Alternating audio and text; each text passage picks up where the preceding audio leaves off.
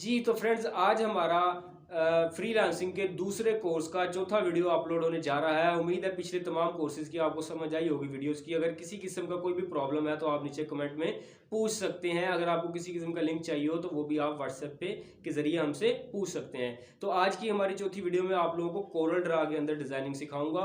हमारा तकरीबन course complete होने जा रहा है। सो देखते रहिएगा हमारी वीडियो को। किसी भी किस्म की प्रॉब्लम की सूरत में आप हमसे कमेंट बॉक्स में राब्ता कर सकते हैं। तो चलते हैं बिला ताखीर हमारे कंप्यूटर की स्क्रीन पर।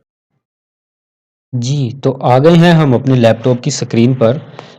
आज आप लोगों को कोरल ड्रा में एडवांस लेवल पे मैं जाकर बताने लगा हूँ कुछ टूल्स के बारे में, जो कि आपके आपके वैसे तो ग्राफिक्स में काम आते ही आते हैं। उसके साथ साथ जब आप फैशन डिज़ाइनिंग का काम करते हैं तो वहाँ पे आपको ये बहुत ज़्यादा हेल्पफुल होते हैं। फैशन डिज़ाइनिंग में मोस्टली यही टूल्स चलते हैं।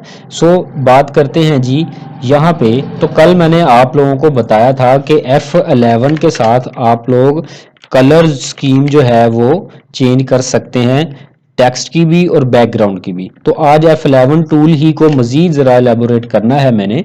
चलते हैं हमारे F11 की तरफ। तो फॉर एग्जांपल मैं यहाँ पे क्या करता हूँ, मैं यहाँ पे बॉक्स लगाकर और इसमें कोई से दो कलर दे देता हूँ।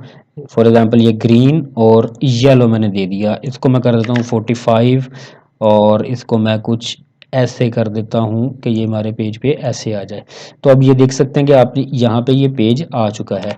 F11 की मदद से आपको मैंने ये चीज़ें कुछ बताई थी। अब इसी के अलावा इसी के अंदर इसी टूल के ऊपर जो है वो काम कैसे करना है। यहाँ पे हमारे पास ये इंटरेक्टिव ट्रांसपेरेंसी टूल मौजूद होता है। इसके ऊपर आप क्लिक करेंगे तो आपके सामने यहाँ पे नन लिखा हुआ आ गया है। अगर आप इसके ऊपर वैसे ही ऐसे क्लिक करके इसको ले आएंगे तो ये आपको चीज़ों को थोड़ा सा जो है वो नॉर्मल कर देगा, मध्यम कर देगा इन कलर्स को।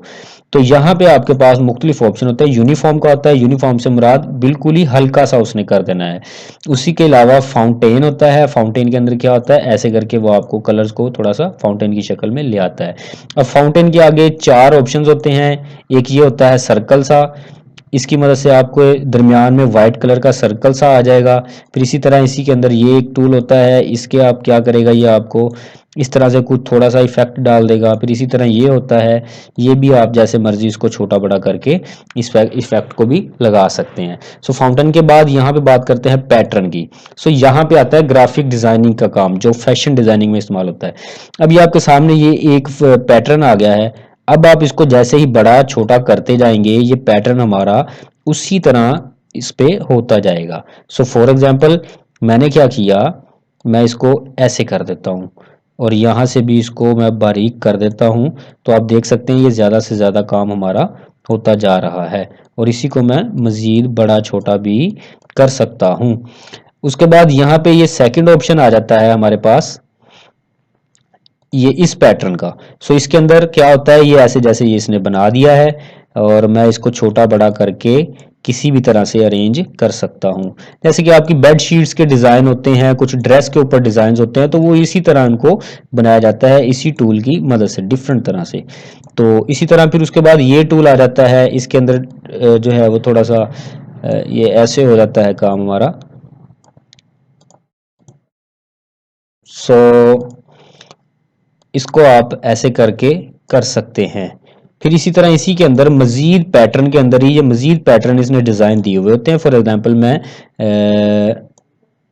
कोई एक डिज़ाइन ये ले लेता हूँ। ये देख सकते हैं आप उसी कलर के अंदर वो डिज़ाइन बनाता रहेगा। अब ये आपकी मर्जी है कि आप इसको कैसे बनाना चाहते हैं। अगर आप बारीक लाइंस की तौर पे इस्तेमाल करना चाहते हैं तो इसको कम कर दें, अगर ज़रा बड़ा कर देंगे तो ये थोड़ा खुला खुला हो जाएगा। इस तरह से आप अपने फैशन डिज़ाइनिंग में इन टूल्स को यूज़ कर सकते हैं, यहाँ से डिफरेंट जो है वो पैटर्न लेने के बाद। ये मुख्तलिफ पैटर्न्स पड़े हुए हैं, आप इनको चेक कीजिएगा। फिर उसी के बाद पैटर्न के बाद आप टेक्सचर में आ जाएं तो इसके अंदर भी यहाँ पे आपको सबसे पहले सैंपल मिलेंगे। सिंपल सैंपल्स पड़े हुए हैं। ये देखिए मैंने इस पर क्लिक किया तो ये हमारे पास एक सैंपल आ गया। फिर इसी तरह एक सैंपल के अंदर हमारे पास काफ़ी सारे जो है वो पैटर्न इसके अंदर मौजूद हैं, ये आप देख सकते हैं। इसको घुमा फिरा के मैं ऐसे कुछ करता हूँ। फिर इसी तरह सैंपल्स के बाद सैंपल 5 आ गया, इसके अंदर बहुत सारे पैटर्न्स पड़े हुए हैं। फिर इसी तरह मज़ीद सैंपल आपके सामने पड़े हुए होंगे, इनमें से आपको जोन सा बेस्ट लगे, जैसे बेस्ट लगे आप उसके ऊपर काम कर सकते हैं, जैसे कि ये मैं आपको करके दिखा रहा हूँ। सो आपने खुद इनको सबको चेक कर लेना है और इसकी मदद से कोई भी आपने कोशिश करनी है कि आप किसी भी तरह की कोई डिज़ाइन कुछ भी बना सकें। ज़रूरी नहीं होता कि पूरे पेज पे हो। फॉर एग्जांपल मैंने एक डिज़ाइन ये बना लिया है, अब इसको मैं ज़रा छोटा कर देता हूँ यहाँ से। फॉर एग्जांपल इसको मैं ये बॉर्डर सा जो बेडशीट का आता है वो बना देता हूँ।